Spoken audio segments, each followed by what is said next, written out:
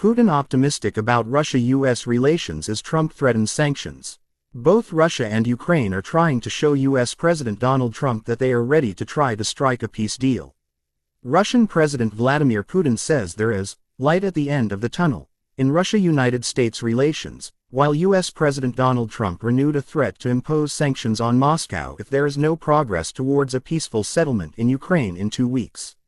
The Russian president, answering questions during a visit to a nuclear research center on Friday, said he was sure Trump's leadership qualities would help in restoring relations from recent lows.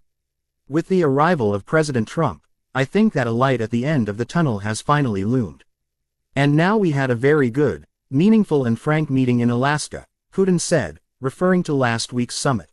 The next steps now depend on the leadership of the United States, but I am confident that the leadership qualities of the current president, President Trump, are a good guarantee that relations will be restored. Putin also said the two countries were discussing joint projects in the Arctic, but he did not give many details. He only said there were huge mineral reserves in the region and noted that Russian liquefied natural gas company Novatek was already operating there. Both Russia and the US have said they see enormous economic opportunities if they can normalize relations after ties plunged to a post-Cold War low because of the war in Ukraine. On Friday, however, Trump said he was unhappy about a Russian strike on an American factory in Ukraine this week, which caused a fire that injured some of the facility's employees. "I'm not happy about it, and I'm not happy about anything having to do with that war," Trump told reporters at the White House. He also expressed frustration towards Moscow since there had been no progress in reaching a peaceful settlement in Ukraine in 2 weeks, despite his meeting about the war with Putin in Alaska. "I'm going to make a decision as to what we do, and it's going to be a very important decision, and that's whether or not it's massive sanctions or massive tariffs or both, or we do nothing and say it's your fight," Trump said. Trump added that he had begun making arrangements for a meeting between Putin and Volodymyr Zelensky on Monday, soon after concluding White House talks with the Ukrainian president and European leaders and after speaking to Putin by phone. Earlier on Friday, however, Russia's Foreign Minister Sergei Lavrov said there was no agenda for a potential summit between Putin and Zelensky and that there is no plan for such a meeting. Lavrov said that Putin had made clear he was ready to meet Zelensky to discuss a possible deal to end the war in Ukraine, provided there was a proper agenda for such a session, something he said was lacking for now. Putin is ready to meet with Zelensky when the agenda would be ready for a summit. And this agenda is not ready at all, Lavrov told NBC, saying no meeting was therefore planned for now.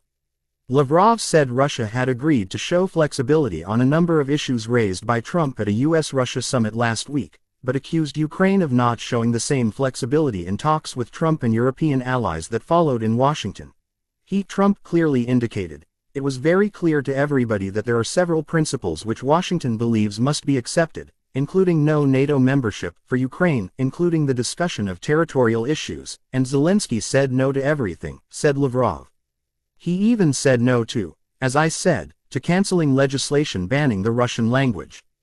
"How can we meet with a person who is pretending to be a leader?" Trump had imposed an August 8 deadline for Putin to agree to an end to the war or face new sanctions against Russia and countries that buy its oil, but instead agreed to meet the Kremlin leader at a summit in Alaska last Friday. Since then, Russia has shown little movement, maintaining most of its long-standing demands while proposing to freeze the front line in 2 Ukrainian regions it claims as its own, and expressing a readiness to potentially hand back relatively small pieces of Ukrainian territory it controls. Putin wants Ukraine to give up all of the eastern Donbas region, renounce ambitions to join NATO, remain neutral and keep Western troops out of the country, 3 sources familiar with top-level Kremlin thinking told the Reuters news agency.